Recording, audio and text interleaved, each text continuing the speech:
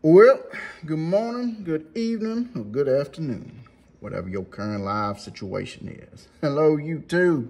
It's Jeffrey Kite back again with another episode of Kite's Curiosities. I've been doing a lot of traveling this summer, as y'all have seen in my videos. I sent my TTMs out, and they hadn't come back, And then when I started traveling, boy, they just started pouring in. And I got a whole bunch to show you guys, but I'm going to break it up into a series of videos. Going to do 3 at a time. That way we don't make it so long and unbearable to watch. So we're going to share these first 3 I got back from Santa Ana, California, postmarked June 11th. And then 2 from the Greensboro Piedmont Triad area up in North Carolina, postmarked June the 12th. But first, before we get into these, we got a return to sender. A return to sender from Mr. Dwight Evans. As y'all can see, Mr. Dwight Evans is not really wanting to answer his mail. I did see where he signed a TTM from this address. I want to say it was a couple months ago, I guess. I don't know, about a couple months ago. So I thought I'd give it a shot, and I swung and missed, came up empty, but that's the breaks. So if y'all want to write to Mr. Dwight Evans, that address there at Glen Isle Way in Fort Myers, Florida is not going to give you a positive result. I do believe he lives there. Not going to tell you why. Cause my research, how I found his address and all that kind of thing is, I did use sportscollectors.net. I saw that address, and then I verified it through another means that I have that I just don't want to share, because it takes quite a bit of digging to do that. So, but anyway, that is his address. That is where he lives, but he is not accepting mail. So don't waste your stamps. All right, let's get to these right here. Show them to you again. Let's dig in. I've already opened these up because I couldn't wait. So it'll be quick. So Santa Ana, California. Came back from none other than Mr. Doug DeSensei. He signed this 78. Yes, 78 tops. It's beautiful 1986 Donruss. God, that signature just pops on that card right there. Gorgeous. Nice photo too. And then got him on the 87 tops. 3 cards. $5 donation. You can't beat it for a player of his caliber. I'm going to feature him in his Orioles uniform because he is in the Baltimore Orioles Hall of Fame. Came up with the Orioles, played with them from 73 to 81.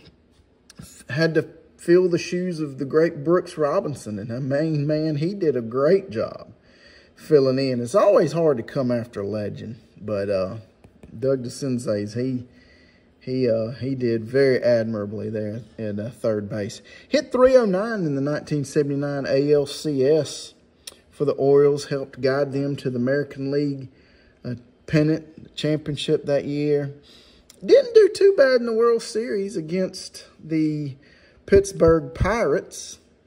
Hit about 200, I believe, and hit a monstrous 3-run homer in that series. Garner, now you've got a wild pitch. You've got 3 runs in, and there's a high drive hit to left field, going way back. It's gone. Forget it. That, ladies and gentlemen, is Doug DeSensei with that no longer so occasional home run power. And the Birds are off to a big start. As a sign says here in the ballpark, the bird will fly. That's my little surprise for y'all. I'm going to try to start including some clips every once in a while when I can. That home run, folks, let me tell you something. Old Memorial Stadium in Baltimore, it was 376 feet to left center. And judging by the way he hit that ball, I would say he hit he took Bruce Kyson, I think, 405, 410 feet on that swing. I mean, he drilled that game, drilled that home run. Eventually, that game, it went into a full 7 games. Orioles did not pull it out. We Are Family Pirates, led by Willie Stargell, they came out on top. But Doug had a good showing in that series. Then in 82, from 82 to 87, he played for the Angels. Finally made an All-Star team in 83. And got a Silver Slugger Award in 82. 82, he helped lead the Angels to the American League Western Division Championship. Again, played wonderfully in the ALCS, hit .316, but came up a little short against the Brewers. And again, guided the Angels to an American League Western Division Championship in 1986 and played well again in that series. Hit .281, hit a monster blast off of Roger Clemens in that series. And, well, that series went to 7 games as well. And they came up short against the Boston Red Sox. So, had a lot of postseason success with the Angels. Personally, but just not a lot of team success.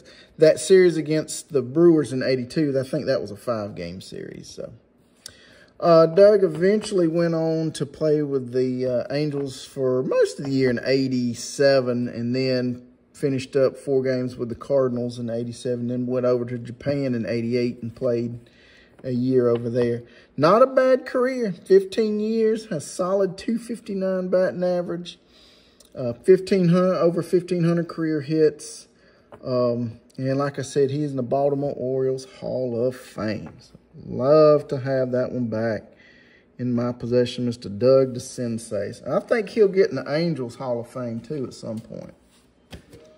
All right, the next one coming out of Greensboro, North Carolina, Piedmont Triad area.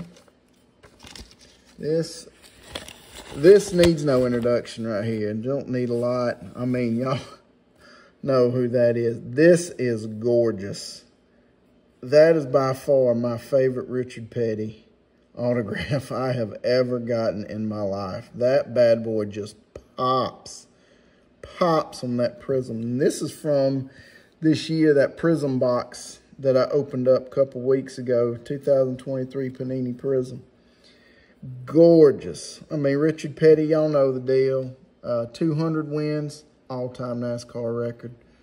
27 wins in a season, all-time NASCAR record. Those 2 records will never be broken, ever. 7 Daytona 500 wins.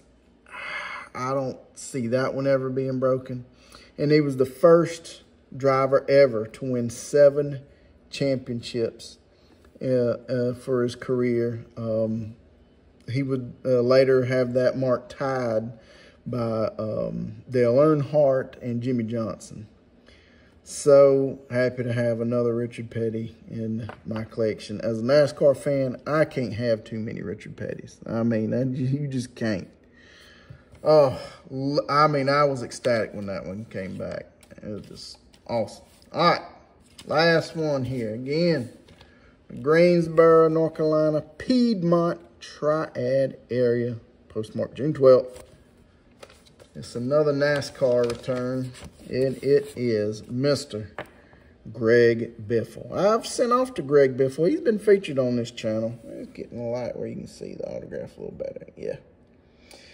Greg, he's been featured on this channel. I wrote to him, I believe it was last year. Same situation. Just give y'all a quick crash course refresher on him.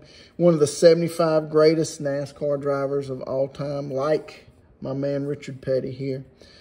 Wonderful career in NASCAR. He was 1998 Truck Series Rookie of the Year, and then in the year 2000, he was the voted Truck Series most popular driver, and he won the Truck Series championship that year. Moved over to the Busch Series in 2001. Was Busch Series Rookie of the Year in 2001. And in 2002, Busch Series most popular driver and was the Busch Series champion in 2002 as well. He got robbed this year because he was up for the Hall of Fame. He was not one of the ones that was selected. I don't know why. The man did everything you asked him. He won, I want to say he won 2 or 3 Southern 500s. For those of y'all that don't follow racing, that's a major race. That's a big, important race. A big race that, you know, most drivers want to win and have that on their career resume. He won it at least twice. Might have won it 3 times. Cup Series, he had 19 wins and 175 top 10 finishes in 16 years. That is basically, on average, 1 win and 10 top 10 finishes a year, essentially. It is crazy why he is not in the Hall of Fame already, but hopefully, Greg, if you're watching, buddy, that'll get rectified. So, at any rate, well, I did what I could in the voting this year. So, well, tell me what you think. What do y'all think of these fabulous returns from Mr. DeCinces, Richard Petty, and Greg Biffle? As always, folks, like, comment, subscribe, do whatever you want to do. Till next time, y'all take care now. Have a good one. Bye.